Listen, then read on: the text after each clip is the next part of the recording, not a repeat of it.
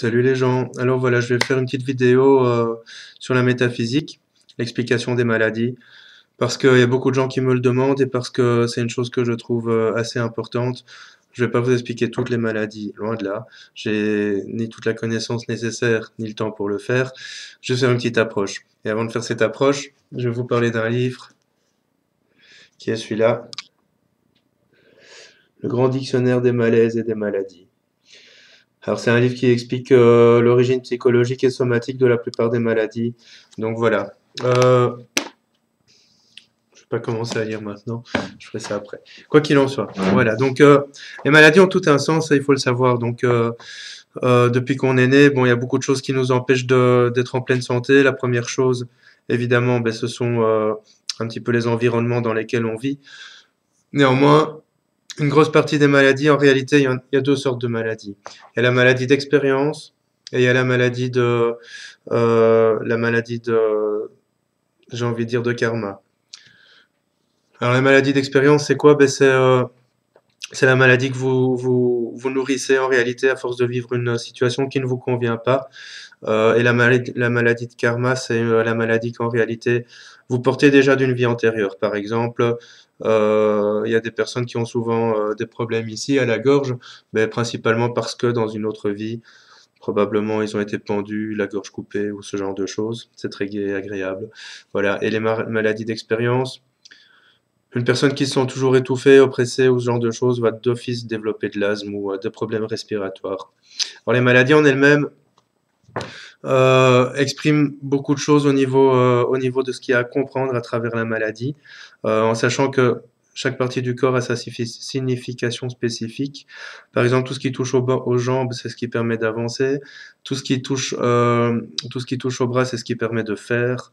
Tout ce qui touche à la tête, c'est ce qui permet de penser. Tout ce qui touche je simplifie, hein, que ce soit clair. Je sais qu'il y a des gens qui vont me dire oui, mais non, parce que le bras gauche ça veut dire ça, et le bras droit ça veut dire ça, et en fait la moitié du bras ça veut dire ça, mais l'autre moitié ça veut dire ça, et puis la main ça veut dire ça. Je sais, je simplifie. Ok, je vais pas faire une vidéo de 3 heures, je vais faire une vidéo courte pour expliquer. Donc je m'attends déjà aux gens qui vont me signifier ça, j'en vise déjà un qui va me dire quelque chose, mais voilà, comme ça vous savez que c'est juste une explication. Si vous êtes intéressé, vous allez voir dans le livre dont je vous ai parlé ou sur le net, il y a des très bons sites qui expliquent ça. J'en étais donc au bras, donc effectivement les mains permettent aussi de faire, la tête permet de penser. Le cou permet de tourner, donc de regarder les directions dans lesquelles on va. Donc voilà, tout ça ce sont des maladies qui peuvent s'exprimer. Le dos, c'est tout ce qu'on porte. Le ventre, c'est tout ce qu'on doit digérer.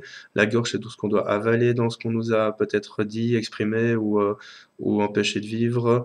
Tout ce qui touche aux poumons ou à la cage thoracique, c'est tout ce qui touche à la tribu, on va dire au clan, tout ce qui nous oppresse. Le sang, particulièrement, c'est le clan, la tribu, la famille.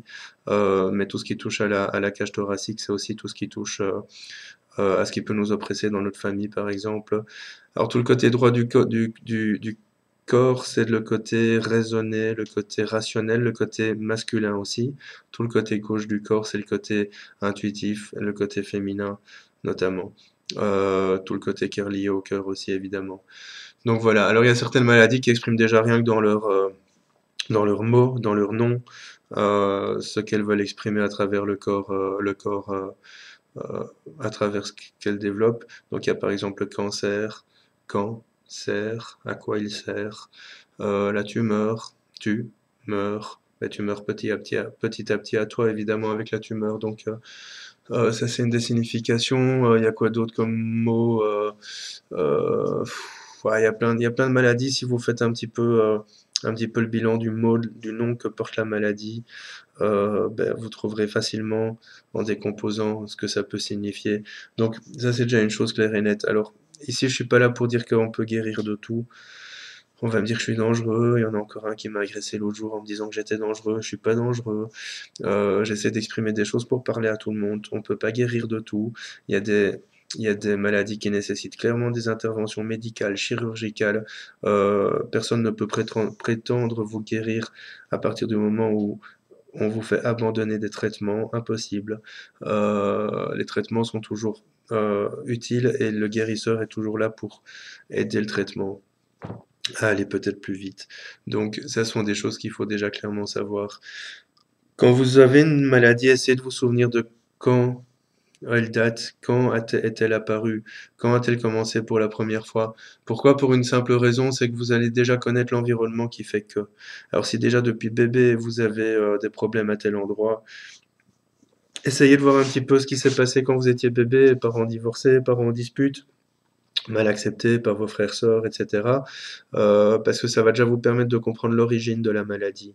Alors, maladie, c'est aussi un mot qui, le mal a dit. Il a dit quoi? Le mal? Eh ben, il a dit ce qui va pas. Après, il va falloir savoir ce qui ne va pas. Parce que, en comprenant, on ne guérit pas forcément, mais on aide le corps à lancer son processus d'auto-guérison. Donc, comprendre la maladie va permettre au corps de se régénérer. Et évidemment, ça va permettre au corps d'accélérer de nouveau les médicaments que vous pourriez prendre ou les traitements que vous pouvez suivre. Un exemple comme ça pour illustrer ça que je réfléchis. Un exemple pour illustrer ça. Une personne n'est pas bien à son boulot. Et en réalité, ça fait 20 ans qu'elle a son travail, mais en fait, ça fait 20 ans que son travail l'emmerde. Et elle a jamais osé quitter son travail parce que la peur du manque ou la peur de ne pas savoir assumer ses responsabilités. Et en réalité, elle n'est pas en phase avec elle-même, elle c'est pas juste pour elle, et à un moment ou à un autre, elle tombe malade. Alors dans un premier temps, la maladie va plutôt probablement se situer au niveau du tronc, sauf accident éventuel, mais au niveau du tronc. Et la maladie va permettre en fait à cette personne de prendre du recul, si elle arrive à tirer bénéfice de ça. Alors il y a des guérisons miraculeuses. Il y a des gens qui se guérissent de cancer, il y a des gens qui se guérissent de paralysie, il y a des guérisons miraculeuses. La première guérison, elle est là dans la tête. C'est là que vous allez déjà devoir travailler. Si vous vous laissez abattre, inévitablement, la maladie va s'empirer. Si vous avez la force de vaincre, la force de survivre, la maladie ne prendra pas sa place, ne trouvera pas sa place et elle va disparaître beaucoup plus rapidement. Donc, si vous avez vraiment envie de savoir d'où vient votre maladie, essayez de vous procurer un livre ou d'aller voir sur le net.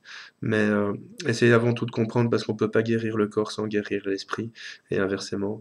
Donc, comprendre, c'est déjà guérir d'une certaine manière. Guérir, guérir, le rire gai. Ah, il faut guérir pour pouvoir être gai. Donc voilà, à bientôt les amis.